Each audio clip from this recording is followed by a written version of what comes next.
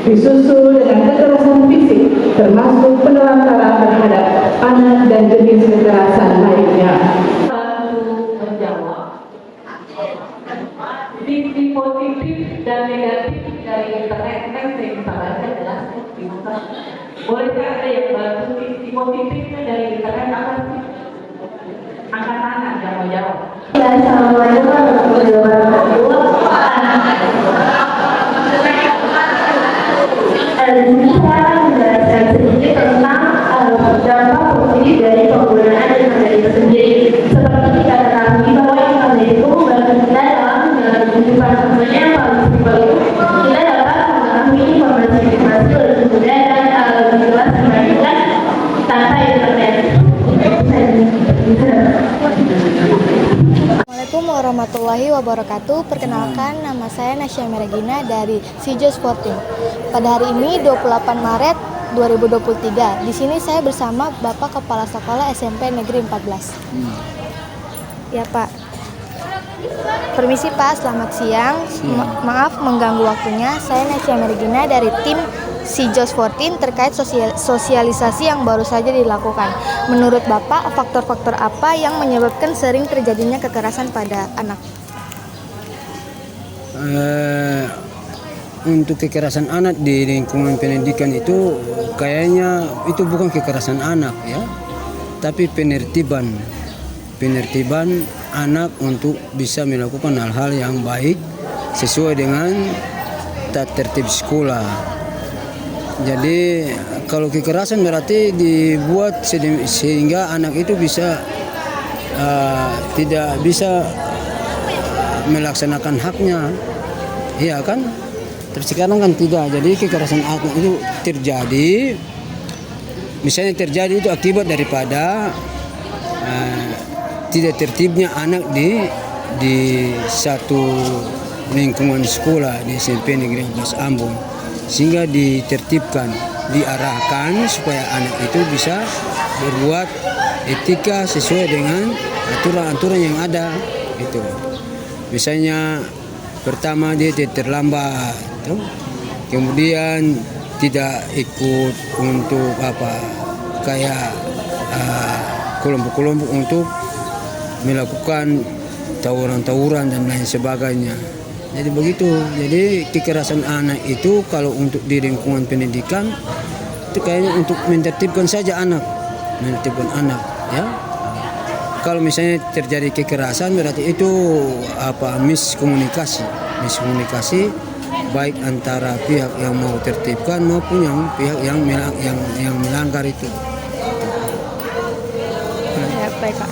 Ya, pertanyaan yang kedua, upaya apa yang dapat dilakukan untuk menghindari kekerasan pada anak, khususnya di SMP Negeri 14 Ambon? Supaya terhindar dari kekerasan anak, maka setiap saat dilakukan sosialisasi, ya.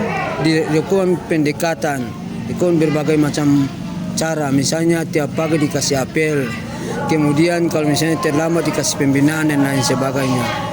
Dilaksanakan secara kontinu, secara terus-menerus, hingga mudahan hal-hal yang dilakukan oleh sekolah dalam rangka menertibkan anak-anak dari sisi etika dan lain sebagainya, pergaulan dan lain sebagainya bisa dapat diraih, bisa dapat diwujudkan. Jadi disosialisasikan secara kontinu, diberi pembinaan, kemudian kalau misalnya sampai ke tingkat yang sudah bisa ditangani secara individu terhadap anak itu, maka dipanggil orang tuanya untuk dikasih pembinaan langsung di hadapan orang tua, sehingga ada kesepakatan internal antara sekolah dan orang tua, sehingga anak itu tidak bisa melanggar hal-hal yang sudah dimuat di dalam tata tertib sekolah, sehingga tindakan fisik terhadap anak itu tidak ada di lingkungan sekolah lagi gitu. Apa lagi? Ya, Pak. Itu saja, Pak. Baik, Pak, terima kasih atas waktunya dan pendapat. Saya Nasya Meregina, pamit undur diri. Wassalamualaikum warahmatullahi wabarakatuh. Assalamualaikum warahmatullahi wabarakatuh. Selamat siang, saya Marisa Ramla dari Sijos 14. Di sini saya bersama Ibu Ketua Tim Penggerak PKK Kota Ambon, Ibu Lisa Watimena. Bisa dijelaskan apa tujuan dari sosialisasi kekerasan terhadap anak? Iya, Tujuan kita, kegiatan kita di hari ini adalah yang tadi sudah Ibu sampaikan adalah momentum ya, momentum peringatan Hari Perempuan Internasional yang jatuh di tanggal 8 Maret yang lalu. Ya, sesuai dengan tema yang kami sampaikan hari ini adalah kekerasan berbasis online ya, yang marak terjadi di Kota Ambon. Sangat banyak yang tadi sudah Ibu sampaikan, banyak kasus, terutama kasus kekerasan terhadap anak. Oleh sebabnya itu sasaran kami adalah sekolah-sekolah. Supaya apa?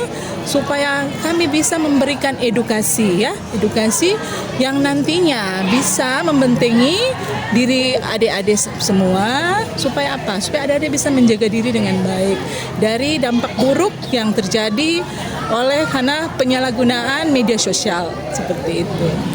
Bagaimana tanggapan Ibu tentang tindak kekerasan kepada anak? Ya, tadi sudah banyak ya yang disampaikan oleh kakak-kakak dari Rumah Generasi maupun dari Ibu Kadis. Nah, ini adalah salah satu perhatian kita bersama ya. Oleh sebabnya itu ada kegiatan aksi kolektif yang kami lakukan bersama-sama, yang tadi Ibu juga sampaikan bahwa tujuan kami di sekolah karena apa? Karena sekolah ini adalah terdapat anak-anak ya, anak-anak yang harus kita memberikan sosialisasi tentang pentingnya perlindungan sosial ya untuk anak-anak itu sendiri, supaya apa? Jangan sampai anak-anak menjadi korban kekerasan seksual yang marak terjadi belakangan ini. Terima kasih Ibu atas waktunya. Sekian, saya Marisa Ramla, pamit undur.